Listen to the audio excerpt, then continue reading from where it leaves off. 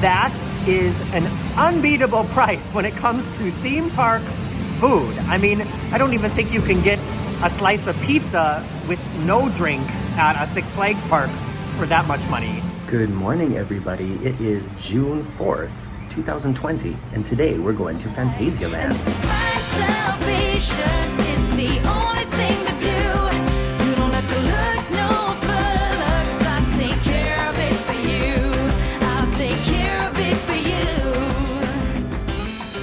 We got here last night and I've been posting some things on my social media, some pictures of the beautiful, beautiful views of the park from our hotel here, Ling Bao. That's the name of the hotel, Ling Bao. Our room is pretty nicely themed. Sorry, the street is right here. This is our view. So there are pool, park, and garden views, but we didn't get one. This is our view of like this emergency exit area. And you all know what is happening in the world right now, and Phantasialand and some of the parks here in Europe are some of the first theme parks to reopen. Because what is happening over there? How much louder could this get? There's something tearing down trees here now. Let me just go inside. So, yeah. As soon as I turn on the camera, it gets complicated. Y'all know what's happening in the world right now, and like I said, these European theme parks are some of the first ones to reopen, and I don't feel like I'm like, yay, let's go, everything's fine again. There are certain rules in place. We got a whole extra brochure that we had to read through last night before we go into the park today. The measures that they've been taking here at the hotel have been very clear to see and very well enforced, and it's like empty. There's like nobody here. When we went to our restaurant last night, we were the only people in the restaurant. It was kind of weird to have like the whole wait staff there and us. So we're on our way to breakfast now here at the hotel, and then after that we're gonna go into the park. As we approach the breakfast and restaurant area here, you can see that they have it marked here that you're not supposed to walk on this side, and if you're waiting to get into the restaurant, it only goes this way, and then your families are supposed to wait on the dots. But like I said, there's nobody here. Look at this amazing theming, by the way. If you're a fan of Disney, you will love it here. This is another restaurant.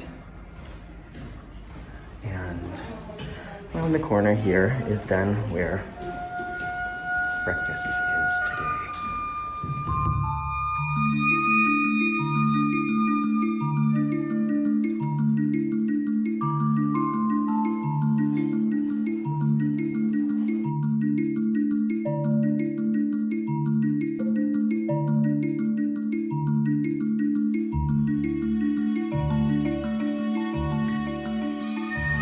I know what most of you think of this mask, but I don't care, I like it. And one of the cool things about staying here at Hotel Ling Bao and the other Phantasialand Hotel Matamba, I gotta take off these glasses, is that they have their own dedicated park entrances. So look, there's the hotel. And here is our own private entrance to the park. Don't get that at Disney World.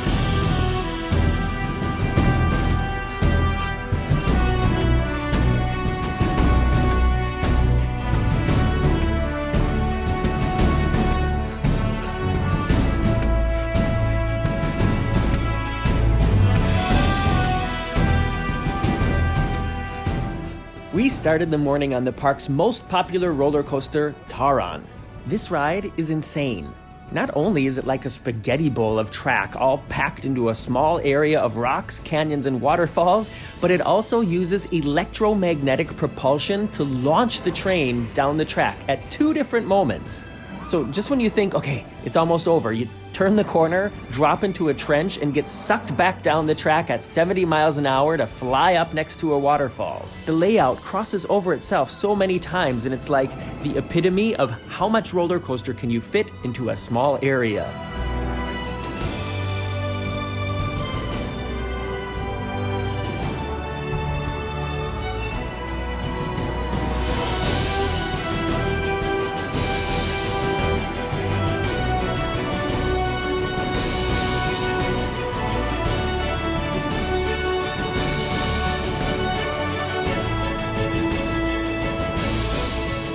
This was also our first encounter with the distance dots on the grounds and the announcements that were being made throughout the park. Please always keep a distance of at least 1.5 meters to others and follow the smoking ban. Please also note, in the entire waiting area and when using the attraction, a mouth and nose cover must be worn at all times. Thank you for your cooperation.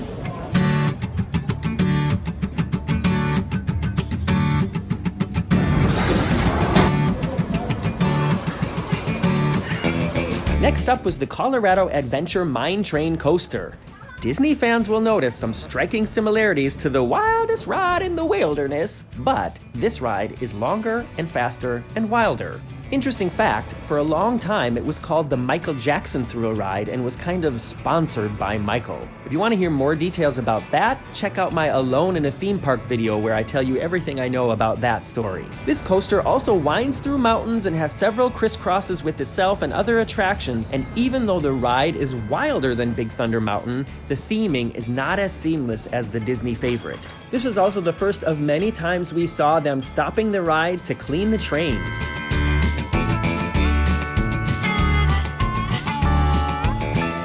We left the Old West, and a little ways down the path we encountered a Black Mamba.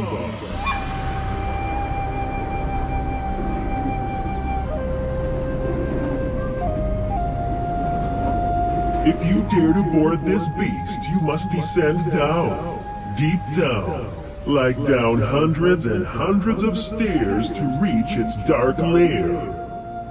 Once on board, the Black Mamba will take hold of you, drop you, twist you, turn you, smack you up, flip you, and rub you down. Okay, maybe not that last part, but this very intense, high-speed inverted coaster is mostly underground level. It's insane how they built a coaster like this, where they built it. The ride experience itself is totally smooth, and it seems to get faster and faster until you slam into the brakes back underground at the end. Highly recommended.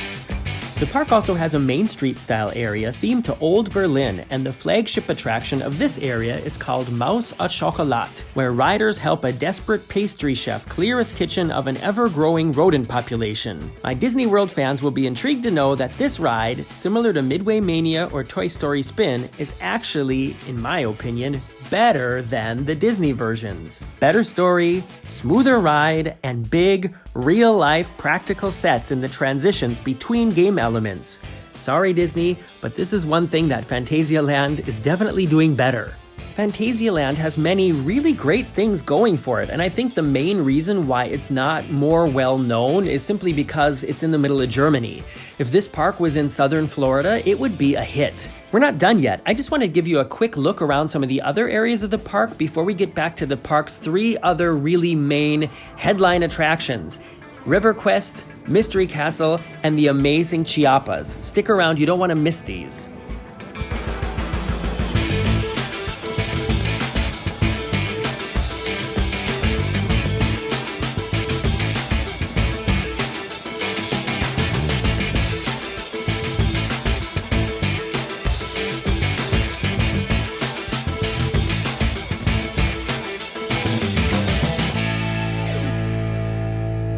Like I said, we're gonna get back to the thrill rides in a minute, but I couldn't leave without showing you some of the great food. Even though we were there in the first week of operation for the 2020 season and some things were kind of chaotic, it still looked to me like every food location was open.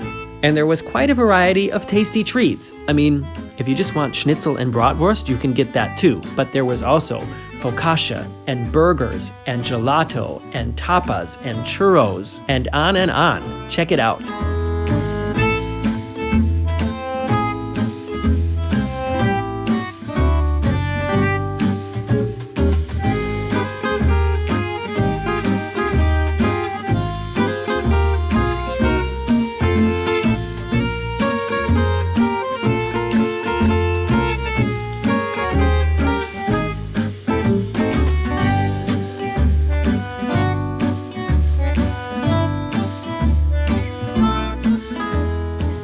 Now we're at Takana Snack, which is between two areas of the park, and we're overlooking this really cool looking Chiapas flume ride that we haven't ridden yet, but we will be riding. Marcus is giving me a dirty look because he doesn't think that we're going on it, but we are going on it.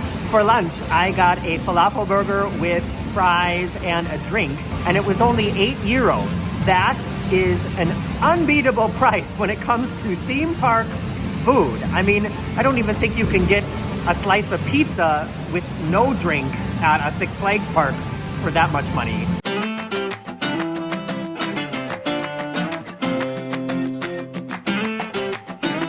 The final three attractions are true one-of-a-kind rides with elements that are hard to describe unless you actually experience them, but that I can't really show you all of.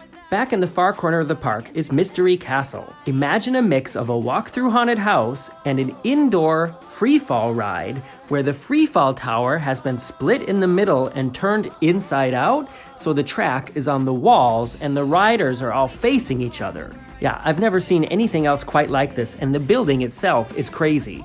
Right next door to that is River Quest, and I know you've seen rafting rides like this before, but this one has indoor and outdoor elements, a long straight drop at the very top of the structure, a spiraling whirlpool drop in the middle, a plummeting waterfall drop at the end, and a vertical lift that starts down here and takes you all the way up there. As far as I know, no other water ride has all of these elements together anywhere in the world.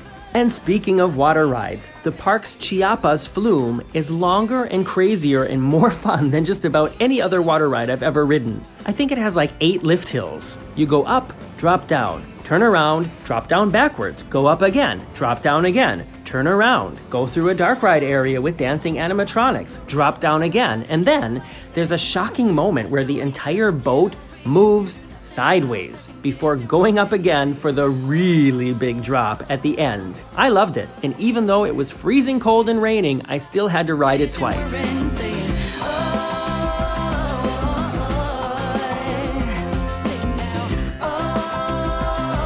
That was unexpected. So before I go, I just want to give a round of applause to Phantasialand for taking care of us all here and letting us have a great time over here in Germany. And I think other parks around the world can maybe take this park as an example of, it seems like they're doing it right, because I, as a guest, and I was worried before I came, I was completely ready to come into the park and turn around and leave again if I thought that they weren't doing enough to put measures in place, and if I felt like the other guests weren't doing enough to follow these measures. I feel good being here. We're definitely going to stay for the rest of the day. We'll be back here tomorrow again, and like I said, if you want to see other videos about this amazing theme park, then be sure to subscribe to my channel, follow me on Facebook, Instagram, and Twitter. Give me a thumbs up by pressing it below the video if this video helped you out, and I hope to see you here soon. Bye-bye.